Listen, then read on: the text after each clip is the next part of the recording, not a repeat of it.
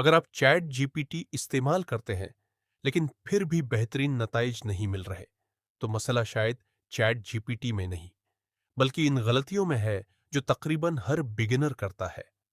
आज की वीडियो में मैं आपको 10 ऐसी आम गलतियां बताऊंगा और साथ ही उनका आसान हल भी। वीडियो आखिर तक जरूर देखें क्योंकि आखिरी गलती सबसे ज्यादा आम है।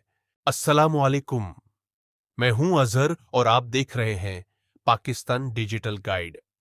अगर आप एआई, चैट जीपीटी और डिजिटल स्किल्स आसान उर्दू में सीखना चाहते हैं तो चैनल को सब्सक्राइब करना ना भूलें। गलती नंबर एक, ज्यादातर लोग सिर्फ 2 या 3 अल्फाज लिख देते हैं, जैसे राइट एन आर्टिकल।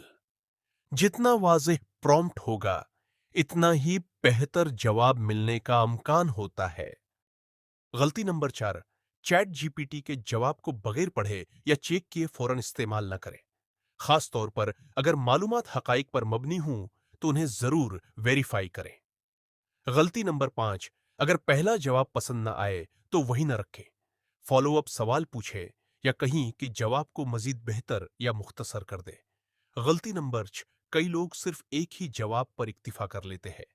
आप चैट जीपीटी से एक ही मौजू पर मुख्तलिफ अंदाज या मजीद आइडियाज भी मांग सकते हैं। गलती नंबर 7, वाज़ेह हदायत न देना भी एक बड़ी गलती है। अगर आप चाहते हैं कि जवाब उर्दू में हो, आसान जबान में हो या पॉइंट्स की शक्ल में हो तो यह पहले ही लिख दे। गलती नंबर 8, यह समझ लेना कि चैट जीपीटी हर जवाब हमेशा 100% दरस्त देता है। दरस्त नहीं, अहम मालूमात को काबिल एतमाद जराये से जरूर चेक करें। गलती नंबर 9, लोग चैट जीपीटी को सिर्फ सवाल जवाब तक महदूद रखते हैं, जबकि ये आइडियाज, प्लानिंग, लिखाई और बहुत से दूसरे कामों में भी मदद कर सकता है।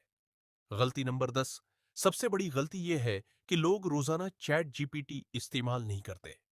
जितना ज्यादा आप मश्क करेंगे इतना बेहतर इस्तेमाल करना सीख जाएंगे। अगर आप इन गलतियों से बचेंगे तो चैट जीपीटी से कहीं बेहतर नताइज हासिल कर सकते हैं। अगर वीडियो पसंद आई हो तो उसे लाइक करें, दोस्तों के साथ शेयर करें और पाकिस्तान डिजिटल गाइड को सब्सक्राइब करना ना भूलें।